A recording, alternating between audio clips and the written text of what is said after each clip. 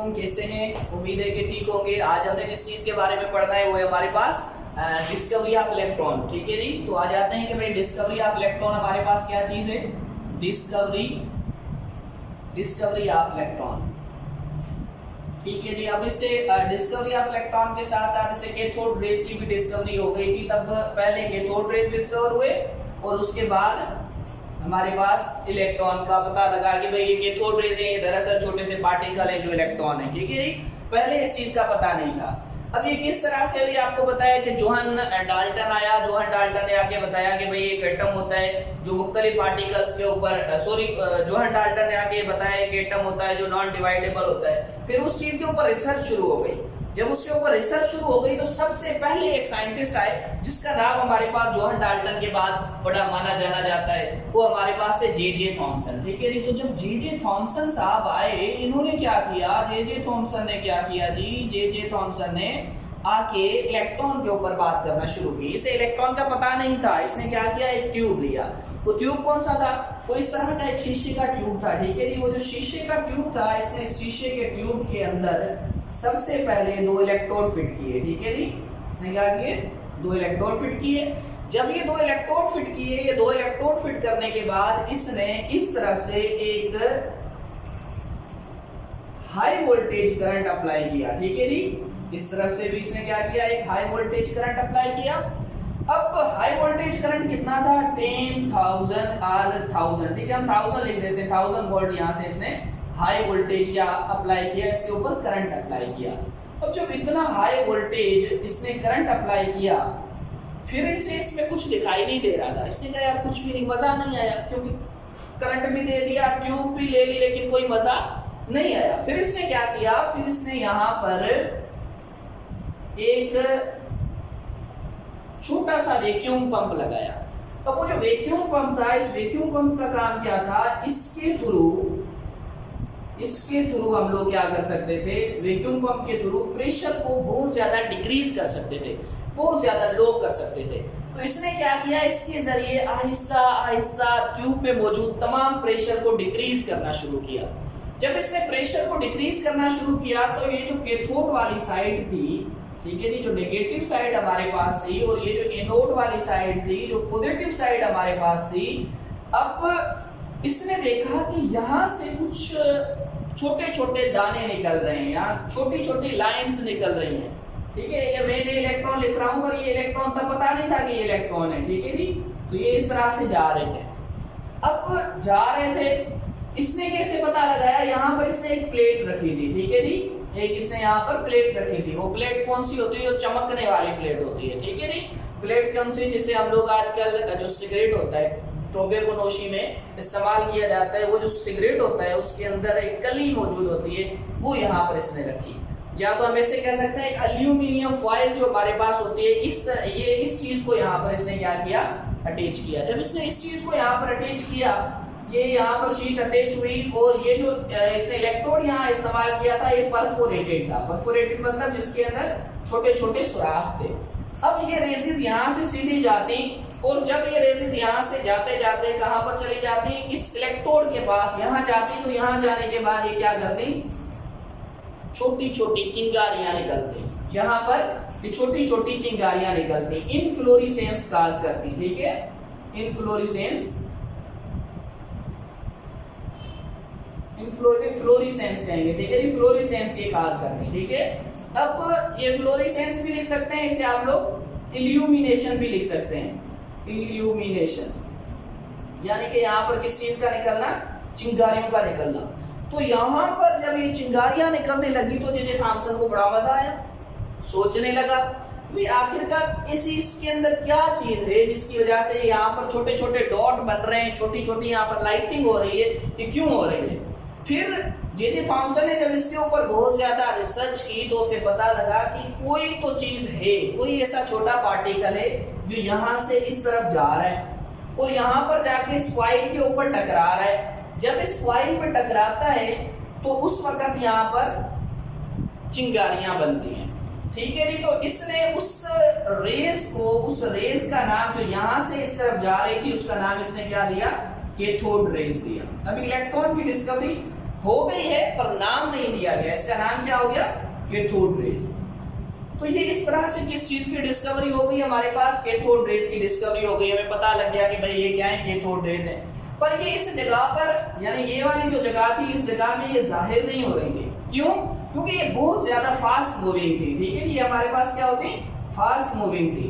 अब जब ये फास्ट मूविंग थी तो सीधी बात है यहाँ पर दिखाई नहीं दे रही थी, मतलब ये इनविजिबल भी थी, हम लोग इन्हें कह सकते हैं कि ये इनविजिबल थी, यानी कि हमें दिखाई नहीं दे रही थी। यहाँ से इस तरफ बड़ा फास्ट जा रही थी, और जो कितना फास्ट नहीं है सोचें, बहुत ज्यादा फास्ट। कब फास्ट हुई? ये तब फास्ट हुई जब इसका प्रेशर कितना हो गया हमारे पास, तकरीबन 10⁻³ mmHg। इतना कम जब इसका हमने प्रेशर कर दिया तो फिर जे जे थॉमसन को ये वाला मजा देखने में आया। पहले कुछ भी नहीं हो रहा था, खाली ट्यूब मौजूद था, लेकिन जब इसने इसका प्रेशर क्या कर दिया, 10⁻³ कर दिया, तो फिर क्या हो गया, जहां से इसे दिखाई देने लगे छोटे छोटे रेजेस या छोटे छोटे पार्टिकल्स, जिन्हें इसने कैथोड रे का नाम दिया। यहाँ पर जो इलेक्ट्रोड इस्तेमाल किया था, इस इलेक्ट्रोड का नाम क्या है हमारे पास, परफोरेटेड इलेक्ट्रोड, परफोरेटेड इलेक्ट्रोड, ठीक है जी। अब क्या चीज आ गई, यहाँ पर बात खत्म नहीं हुई। अब कैथोड रेज की जब डिस्कवरी हो गई, जब पता लग गया कि भाई यहाँ से यहाँ जाने में कोई कैथोड रेज मौजूद हैं, तो फिर इनके ऊपर कुछ और पॉइंट्स मिलने शुरू हो गए। अब वो और पॉइंट्स कौन से मिलने शुरू हो गए, सबसे पहले हमें पता लगा कि भाई ये यहाँ से इस तरफ जाती हैं, पर हमेशा सीधी सीधी जाती हैं, ठीक है जी। तो हम क्या कह सकते हैं कि cathode raise travel in straight line. Cathode rays जो हमारे पास होते हैं ये स्ट्रेट लाइन के अंदर सफर करते हैं, ठीक है जी। अब इसके बाद जो दूसरा पॉइंट था कि ये भाई नेगेटिव से किस तरफ जा रही थी, पॉजिटिव की जानिब। तो इसमें से ये बात साबित है कि ये जो रेसेस हैं इनके ऊपर कौन सी चार्ज थी, पॉजिटिव चार्ज थी। इस वजह से तो ये नेगेटिव चार्ज थी, इस वजह से पॉजिटिव क्या कर रही थी, उसे खींच रही थी। जब हमने हाई वोल्टेज दिया था ना, तो पॉजिटिव चार्जेस इस जगह से क्या कर रही थी, इसे खींच के बाहर निकाल रही थी। तो ये खींच रही थी, जिसकी वजह से यहाँ पर हमें पता लगा कि जब नेगेटिव से पॉजिटिव की जानिब जा रही हैं, आपको पता है माइनस अगर प्लस की तरफ जो चीज जाएगी वो माइनस होगी। तो इस वजह से इसने क्या कहा कि भाई हमारे पास जो कैथोड रेज होंगे वो क्या होंगे, नेगेटिव होंगे। Cathode rays is negative charge, ठीक है जी। कैथोड रेज जो है इनके ऊपर कौन सा चार्ज होता है, नेगेटिव चार्ज होता है। जो दूसरा पॉइंट हमारे पास कैथोड रेज का हमें पता लगा वो क्या होता है कि भाई जो हमारे पास कैथोड रेज होती हैं ये इनके अंदर नेगेटिव चार्ज होता है। फिर इसने क्या किया, इसने इस जगह पर छोटे छोटे पेडल रखे, ठीक है जी, छोटे छोटे पेडल रखे। अब पेडल किसे कहा जाता है, ये इतने हल्के जिस्म होते हैं जिनमें से ये रेजेस क्रॉस ना हो सके, ठीक है जी, जिनमें से ये चीजें क्रॉस ना हो सके। जब उसने ये छोटे पेडल यहाँ पर रखे और इन रेजेस को यहाँ से पास करवाया, तो इसने एक और चीज देखी। वो चीज क्या देखी कि ये पेडल जो थे यहाँ से ऐसे घूम जाते थे। इसका मतलब ये था कि जब कोई चीज इसे घुमा देती है, इसका मतलब है कि इस रेस के अंदर कोई ना कोई एनर्जी मौजूद है। वो जो इसके अंदर एनर्जी मौजूद थी, उस एनर्जी को इसने क्या कहा, काइनेटिक एनर्जी, ठीक है जी, क्योंकि काइनेटिक एनर्जी है वो जो मूवमेंट वाले जिस्म में मौजूद होती है। तो यहाँ से जब इसने पेडल को हिला दिया तो जे थॉमसन ने अंदाजा लगाया कि भाई इसके अंदर कौन सी एनर्जी मौजूद है, they possess kinetic energy, they possess kinetic energy, इनके अंदर काइनेटिक एनर्जी मौजूद है, ठीक है जी। यानी कि हमारे पास तीसरा नुकता क्या आ गया कि भाई इनके अंदर कौन सी एनर्जी मौजूद है, इनके अंदर काइनेटिक एनर्जी मौजूद है। अब इसने देखा कि यहाँ से ये मुकम्मली तौर पे लाइनें तो नहीं लग रही थी, यहाँ पर क्या बन रहे थे, छोटे छोटे नुक्ते बन रहे थे। ये जो छोटे छोटे नुक्ते बन रहे थे, तो इसने कहा लाजमी बात है कि ये हमारे पास लाइन नहीं है बल्कि ये छोटा नुक्ता है। तो इसने इसका नाम क्या दिया, they are made up of particles, they are made up of particle. अच्छा, इसकी एक और वजह भी थी पार्टिकल्स कहने की, ठीक है जी, पार्टिकल्स कहने की एक और वजह भी थी। चलते हैं कि भाई इसे पार्टिकल क्यों कहा गया। अब इसने एक और तरीका अपनाया था। इसने क्या किया, इसने फिर इसका इलेक्ट्रोड भी चेंज किया, यानी कि ये जो हमारे पास इसका इलेक्ट्रोड था, इसने इस इलेक्ट्रोड को चेंज किया, यहाँ पर दूसरे टाइप का इलेक्ट्रोड लगाया, यानी वो पहले वाला इलेक्ट्रोड बिठा के दूसरा लगाया। इसके अंदर जो इसने पहले गैस भरी थी उस गैस को चेंज कर दिया, दूसरी गैस इसके अंदर लगाई, यानी जो पहले वाली गैस मौजूद थी वो भी इसने चेंज करके एक नई गैस इसके अंदर लगा दी। और जब इसने नई गैस इसके अंदर लगा दी, ठीक है जी, नई गैस लगाने के बाद भी फिर इसने देखा कि इसकी प्रॉपर्टीज पर कोई असर नहीं हो रहा था, यानी कि ये यहीं से इलेक्ट्रॉन जाता और इधर वही चमकने वाली चीजें पैदा हो रही थी, वो छोटे छोटे पार्टिकल्स पैदा हो रहे थे। जब ये छोटे छोटे पार्टिकल्स पैदा हो रहे थे तो इससे पता लगा कि हम चाहे गैस चेंज कर दें या चाहे हम इलेक्ट्रोड चेंज कर दें, पर ये इस तरफ आ रहे हैं, इसका मतलब ये था कि ये कोई ना कोई पार्टिकल था। और जो दूसरा इसका मतलब ये था कि इसके ऊपर गैस का कोई असर नहीं होता। और उसका जो तीसरा इसका मतलब वो था कि भाई जो ये फ्लोरेसेंस काज हो रहा है, इसका मतलब है कि इसके अंदर कोई ना कोई पार्टिकल मौजूद है, ठीक है। वो पार्टिकल जो फ्लोरेसेंस कर रहा है, वो पार्टिकल आके टकराता है, जिसकी वजह से हमारे पास क्या हो जाता है, फ्लोरेसेंस हो जाता है, ठीक है जी। अब कैसे, तो इस वजह से इसने इसे क्या कहा था, दूसरा इसका नुक्ता ये भी था कि भाई ये हमारे पास क्या है, पार्टिकल है, ठीक है जी। अब ये किस चीज से बना हुआ है, पार्टिकल से बना हुआ है। अब इसने क्या किया, अब इसने यहाँ से एक अलग पेटल रखी, ठीक है। अच्छा, यहाँ से इसने एक इलेक्ट्रिक फील्ड रखी। अब इसके दरमियान इसने क्या रखी, इलेक्ट्रिक फील्ड। जब इसने इलेक्ट्रिक फील्ड रखी, यानी कि यहाँ से दोनों साइड से इसने पॉजिटिव नेगेटिव टर्मिनल रखे और इलेक्ट्रिक फील्ड बनाई। जब इलेक्ट्रिक फील्ड बनाई तो ये डिफ्लेक्ट हो गई, ठीक है जी। They are deflected by electric field, ठीक है जी। इलेक्ट्रिक फील्ड से क्या हो गई, डिफ्लेक्ट हो गई, मुड़ गई। मुड़ने की वजह से जब ये इलेक्ट्रिक फील्ड से डिफ्लेक्ट हुई तो सीधी बात है कि इसने क्या कहा कि भाई ये इलेक्ट्रिक फील्ड से क्या हो सकती है, डिफ्लेक्ट हो सकती है, मतलब कि इनके ऊपर कोई ना कोई चार्ज मौजूद है और ये नेगेटिव चार्ज है। इसने क्या बात की कि इसके डिफ्लेक्ट इसलिए हो रही है कि इसके ऊपर कोई ना कोई चार्ज मौजूद है और वो हमारे पास क्या है, नेगेटिव चार्ज है। फिर इसने इसी तरह से यहाँ पर दूसरी फील्ड लगाई जिसे हम मैग्नेटिक फील्ड कहते हैं, सॉरी इलेक्ट्रिक फील्ड और मैग्नेटिक फील्ड दोनों। जब इसने मैग्नेटिक फील्ड लगाई तो फिर भी ये क्या हो रही थी, डिफ्लेक्ट हो रही थी। तो इसने कहा they are deflected by magnetic field, ठीक है जी। हमारे पास मैग्नेटिक फील्ड से भी क्या हो जाएंगी, डिफ्लेक्ट हो जाएंगी, मुड़ जाएंगी। तो दोनों चीजें इसने क्या कर दी, साबित कर दी कि भाई ये डिफ्लेक्ट हो जाती हैं, किस चीज से, मैग्नेटिक फील्ड से और इलेक्ट्रिक फील्ड से। और अब जब इस चीज का ऐसे पता लग गया तो इसने एक और चीज कही। क्या चीज कही, इसने कहा भाई कि ये जो चार्जेस हैं हमारे पास, ठीक है, ये जो चार्जेस हमारे पास हैं, इनके ऊपर किसी फील्ड का, सॉरी किसी गैस का या किसी इलेक्ट्रोड का कोई असर नहीं हो रहा, ठीक है। तो इसने एक और जुमला लिख दिया, इसने कहा दे does not depend on material, does not depend on material, ठीक है, ये मटेरियल के ऊपर डिपेंड नहीं करते। दूसरी बात इसने क्या की, दे does not depend on nature of gas, it does not depend on nature of gas, nature of gas पे भी ये डिपेंड नहीं करती। क्यों, क्योंकि जब इसने उसके अंदर वो चीजें रखी थी तो भी इसे पता लगा कि भाई ये इसके ऊपर डिपेंड नहीं करती। अच्छा, और क्या चीज पता लगी इसे एक और चीज भी इसने पता लगाई। इसने कहा कि भाई ये जो होती हैं, जब यहाँ से ये रेज यहाँ से निकल के इस जगह तक आती हैं, यानी कि इस कैथोड से निकल के पॉजिटिव की तरफ आती हैं। जब ये कैथोड से पॉजिटिव की तरफ आती हैं और वो किसी इलेक्ट्रोड से टकरा जाती हैं, यानी कि किसी मेटल से टकरा जाती हैं, तो ये एक्स रेज बन जाती हैं। जब ये किसी मेटल से टकरा जाती हैं तो ये क्या बन जाती हैं, एक्स रे, मतलब कि cathode rays produce X rays, ठीक है नी। हम लिख सकते हैं कि भाई कैथोड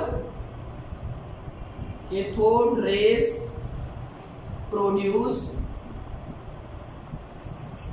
एक्सरे। अब एक्सरे क्या होती है, याद रखिएगा कि जब कैथोड रेज यानी कि जो हमारे पास चार रेज होती है, कि रे जब कैथोड रे जब टकराए किसके साथ, किसी मेटल के साथ, तो एक फास्ट मूविंग रेज निकलती है। ठीक है जी, एक फास्ट मूविंग रेज निकलती है। ये जो रेज निकलती है इसका नाम हम लोगों ने क्या रखा हुआ है, एक्सरे रखा हुआ है।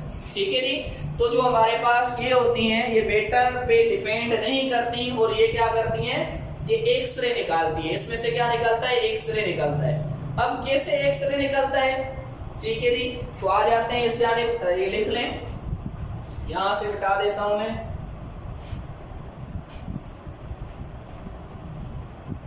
अच्छा, आपके इल्म में होगा कि कैथोड रेज जो हमारे पास हैं ये एक्सरे प्रोड्यूस करती हैं। अब एक्सरे किस हिसाब से प्रोड्यूस करती हैं, हम इस तरफ आ रहे हैं। तो ये क्या है, एक्सरे। ये पीछे बता के आया कि भाई हमारे पास जो एक्सरे हैं ये तब निकलती हैं जब कैथोड रेज जाके मेटल के साथ रिएक्ट करें तो एक फास्ट मूविंग रेज निकलती है, जिसे हम लोगों ने एक्सरे का नाम दिया है। तो अब ये जो एक्सरे है ये हमारा एक अलग से टॉपिक है, इसे हम लोग आगे चल के पढ़ेंगे। पर हमने यहाँ पर क्या देखना है कि भाई हमारे पास जो कैथोड रे है, अक्सर सवाल पूछा जाता है कि वो कौन सी रेज है जो कैथोड रेज में से निकलती हैं, तो वो हमारे पास एक्स रेज है। और याद रखिएगा ये X rays does not depend on material, ये मटेरियल के ऊपर या नेचर ऑफ गैस के ऊपर डिपेंड नहीं करती। लेकिन याद रखिएगा क्यों डिपेंड नहीं करती। अब क्या है, हमारे पास ये जो ट्यूब इसने उठाई, ठीक है जी, अब इस ट्यूब के अंदर क्या था, इसने दो इलेक्ट्रोड लिए थे। अब जब जहां से निकलने वाली नेगेटिव चार्ज, ठीक है, जिसे हम आजकल इलेक्ट्रॉन कहते हैं, तब पता नहीं था। यकीनन आपको पता है लो प्रेशर तो है, पर यहाँ पर गैस के मॉलिक्यूल तो मौजूद हैं। गैस के जब मॉलिक्यूल मौजूद हैं तो ये रेस यहाँ से जाके इस मॉलिक्यूल के साथ टकराएगी। टकराने की वजह से क्या होगा, ये एक रेस प्रोड्यूस करेगा, ठीक है, ये इलेक्ट्रॉन देगा, एक रेस प्रोड्यूस करेगा, और यही वाली फिर से आगे जाके इससे टकराएगी। और यही वजह है कि ये वहां पर गैस के साथ टकराती है। टकराने की वजह से इसकी स्पीड और भी फास्ट हो जाती है। तो जब ये रेसेस यहाँ से टकराती हैं तो ये क्या करती हैं, यहाँ पर आयन बना देती हैं। तो ये हमारे पास क्या बना देती हैं, आयन्स बना देती हैं। यानी कि हम क्या कह सकते हैं, हम साफ लफ्जों के अंदर ये कह सकते हैं कि भाई cathode rays produce ionisation.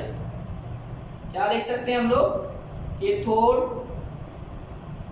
Raise produce ionisation. ठीक है जी, अब कैसे आयोनाइजेशन, क्योंकि एक्सरे का बनना कैसे, एक्सरे बनते ही तब हैं जब ये यहाँ से आके किसी मेटल, किसी हार्ड पार्टिकल से आके टकराती हैं। जब टकराती हैं तो फिर उसमें से क्या निकलती है, रेसेस बाहर निकलती हैं। ठीक है जी, तो ये हमारे पास सिंपल सी प्रॉपर्टीज थी किसकी, कैथोड रेज की। अब ये कैथोड रे दरअसल और कुछ नहीं था, ये क्या था, ये दरअसल इलेक्ट्रॉन ही था। ठीक है जी, ये कैथोड रे हमारे पास और कुछ नहीं था, इलेक्ट्रॉन था। एक साइंटिस्ट आया जिसका नाम था स्टोनी। ठीक है जी, ये जो स्टोनी था, ठीक है, he named the electron, he named cathode rays are electrons। इसने उन कैथोड रेज का क्या नाम दे दिया था, इलेक्ट्रॉन नाम दे दिया था। इसने कहा कि भाई ये जो हमारे पास कैथोड रेज है दरअसल और कुछ नहीं है, और ये हमारे पास क्या है, हमारे पास कैथोड रेज इलेक्ट्रॉन है। ठीक है जी, इसने आगे कैथोड रेज का क्या दे दिया, हमारे पास एक नाम दे दिया। तो ये थी एक सिंपल सी डिस्कवरी ऑफ इलेक्ट्रॉन। लेकिन अभी बात खत्म नहीं हुई, अभी इसके बाद जे थॉमसन का जो सबसे मशहूर चीज थी, जे थॉमसन की जो सबसे इंपॉर्टेंट चीज थी वो क्या थी कि ही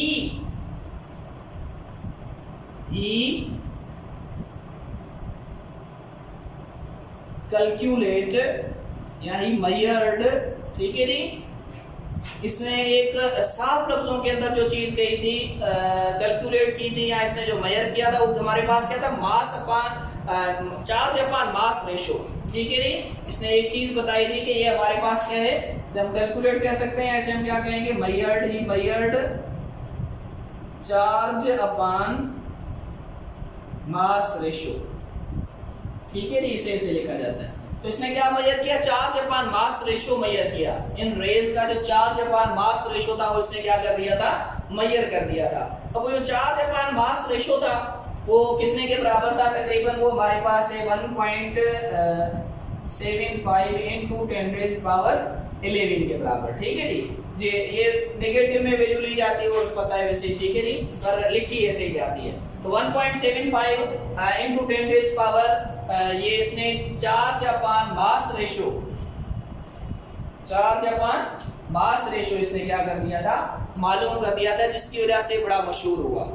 अब यहाँ पर बात खत्म नहीं हुई, इसे आजकल के मतलब टाइम पे हम लोग इसे कुछ यूं लिख सकते हैं, E अपॉन M, ठीक है जी, ratio, E upon M ratio. अब ये क्या चीज है, इसे हम लोग आके अगली क्लास के अंदर पढ़ेंगे कि भाई हमारे पास चार्ज अपॉन मास रेशियो क्या है, एक बहुत बड़ा टॉपिक है। इसके बाद हमारे पास एक और साइंटिस्ट आ गया जिसका नाम था मिलीकिन, ठीक है जी। वो जो मिलीकिन हमारे पास आया, इसने क्या किया, मिलीकिन, इसने एक एक्सपेरिमेंट परफॉर्म किया। इसने एक एक्सपेरिमेंट किया जिसे हम ऑयल ड्रॉप एक्सपेरिमेंट के नाम से जानते हैं, ठीक है जी, oil drop experiment, oil drop experiment. अब जो ऑयल ड्रॉप एक्सपेरिमेंट था, इसके थ्रू इसने भी एक चीज कैलकुलेट की। इसने क्या कैलकुलेट किया, इसने चार्ज कैलकुलेट कर ली। अब इसने चार्ज क्या कैलकुलेट की, अब ये इसने कैसे की, ये बहुत बड़ा टॉपिक है, ठीक है जी। कैलकुलेट चार्ज, चार्ज कितनी थी, तकरीबन 1.6, ठीक है, into 10⁻⁻13, ठीक है। ये हमारे पास कूलम, हमारे पास सिंपल लफ्जों में कहेंगे इसे कूलम, ठीक है जी। ये हमारे पास क्या है, 1.6 into 10⁻13 कूलम, ठीक है। ये इसने क्या कर दी थी, चार्ज कैलकुलेट कर दी थी। आजकल जो इसे हम लोग पढ़ते हैं, इसे कुछ किताबों के अंदर लिखी हुई है 1.602 into 10⁻13 कूलम, ठीक है जी। तो ये हमारे पास क्या है, आजकल जो मिलीकिन की फाइंड आउट की हुई चार्ज है वो लिखी हुई है। अब जब इसने ये चीज फाइंड आउट कर ली और उसने ये रेशियो फाइंड आउट कर लिया, तो फिर हमारे पास क्या आ गया, इलेक्ट्रॉन का जो टोटल मास है वो आ गया। जब इलेक्ट्रॉन का टोटल मास आ गया तो मिलीकिन और जे थॉमसन बड़े मशहूर हो गए। लेकिन इसके बाद एक और साइंटिस्ट आया जिसने आके क्या दे दिया, इलेक्ट्रॉन नाम दे दिया कैथोड रेज का। ये एक सिंपल सी डिस्कवरी थी हमारे पास, कैथोड रेज की, कि भाई कैथोड रेज किस तरह से आई। इस ट्यूब को डिस्चार्ज ट्यूब कहा जाता है, ठीक है। जिस ट्यूब के अंदर इलेक्ट्रॉन को डिस्कवर किया गया था उसे हम लोग क्या कहते हैं, डिस्चार्ज ट्यूब कहते हैं। ये सिंपल सी डिस्कवरी थी। उम्मीद है कि आप लोगों को समझ में आई होगी। अगर समझ में ना आई हो तो कमेंट्स के अंदर पूछ लीजिएगा। तब तक के लिए सदा सुहागवती। Thank you.